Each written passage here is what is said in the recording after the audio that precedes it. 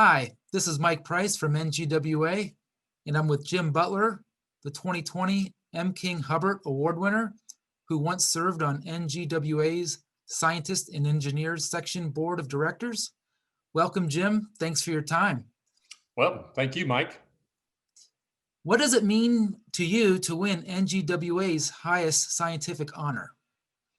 Well, Mike, this has got to be the greatest honor of my career. And I got to say, I'm gratified that the awards committee felt I deserved to join the list of distinguished past recipients. And my grad school advisor, Erwin Rimson, who had probably the greatest influence on my development as a groundwater professional, he was a previous recipient, as were two of his grad students, former grad students, Mary Anderson, Steve Gorelick, and one of the members of my dissertation committee, John Bradehoff. And to join those individuals as recipients of the M. King Hubbert Award is truly a very great honor for me. Now, one other thing I should also add in that regard is I've spent my entire career at the Kansas Geological Survey. So I find it deeply satisfying that the work my colleagues and I have done over the years to address issues of importance to Kansas has been recognized to be of significance to the discipline as a whole. So that means a great deal to me as well. That's great. And regarding your research initiatives, which ones are you most proud of over the course of your career? Yeah, I'll touch on three. Let me touch on three that I think are I have the greatest pride in. Early in my career, and I was a fresh Ph.D., and my research was mainly focused on what we call well hydraulics. This is pumping tests, slug tests, and the like. And this involved both the development of new analytical solutions, new analysis methods, and probably most importantly, practical guidelines for both the analysis and actually the field procedures that one should use to get the best results from these methods. It was a lot of fun. We stumbled on some interesting phenomena that others hadn't been recognized. And although that work is now pretty much on the back burner for me, I'm proud that it continues to be extensively used here in the United States as well as throughout the world. And so that's really, I'm really proud of that. And in the mid to late 90s, I began to work on high resolution subsurface characterization. The idea here is, could we help get better information about the subsurface that could be used for improve the effectiveness of remediation activities?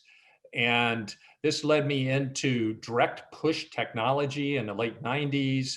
Now, the leader in direct push technology, from my perspective, is a good Kansas company, Geoprobe. So we have worked with them over the years, and I've found that very enriching. In the summer of 2003, I had a sabbatical in Germany with Peter Dietrich at the University of Tübingen. He's a hydrogeophysicist there.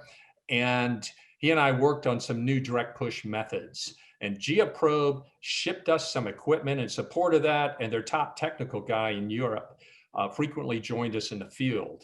Now, Peter and I were testing a new rapid approach for subsurface characterization to get information about the hydraulic properties of the subsurface that he had come up with, and I thought had a lot of potential. And we worked together to modify and to see if it could realize that potential. And that became the basis of what is now called the hydraulic profiling tool, or HPT, which was perfected by Geoprobe and is now used all over the world. So I can say both Peter and I take great pride in seeing the results of our work being used so frequently to provide better information about subsurface conditions. And most recently, including this last week, we've been working with nuclear magnetic resonance technology, NMR technology, developed by Vista Clara, a company out of Washington State, to assess the utility of that technology for shallow groundwater applications. So this has given me a lot of pride to see this work that we have done has then been transferred to the field and used by others. And finally, over the last decade, I've been working primarily about addressing the question of what the future holds for heavily stressed aquifers that support irrigated agriculture. And obviously this is a big deal for Kansas. We have the High Plains Aquifer, and particularly in Western Kansas, it has been heavily stressed in support of irrigated agriculture. I should note in that portion of the aquifer is often called the Ogallala Aquifer. Now, I've been very fortunate that my predecessors in the water resources community in Kansas had the understanding of the importance of high quality data. So in Kansas, we have excellent data on both pumping and water level changes across the High Plains Aquifer. And I should note that it's no exaggeration to say that Kansas is the world leader in terms of high quality pumping information. That's very important. You want to know how the aquifer is going to respond to stress, the pumping stress. Well, you got to know what that stress is. And I feel fortunate to work in an area where we do have that information. And as a result, my colleagues and I have been able to show how these data can be used to develop new insights into the future of aquifers supporting irrigated agriculture. And those insights are applicable far beyond the borders of Kansas. Now, I should add one other thing. If the High Plains Aquifer in Western Kansas is going to continue to support irrigated agriculture, the only option for the short term, and this is next few to several decades, is to more broadly adopt methods of precision agriculture and to reduce pumping. And we have developed a new approach for estimating the impact of pumping reductions that's now being used in Kansas to help extend the lifetime of this resource. And we find that deeply satisfying as well. And I guess that is that taking the results into practice so that we can improve the way we move forward in the groundwater profession. And lastly, in late 2019, you produced a significantly revised edition of your book, The Design, Performance, and Analysis of Slug Test. How has it been received by those in the industry, and how pleased are you with it? Well, it's a little early to say in terms of the reception, but based on the comments that I have received, my impression that it's been well received.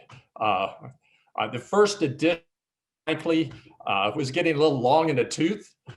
So it needed to be updated to bring in the results of research done over the last 20 years, not only by my colleagues and I, but also by many others. And the goal for this second edition was to produce a reference text that the industry could use for decades to come.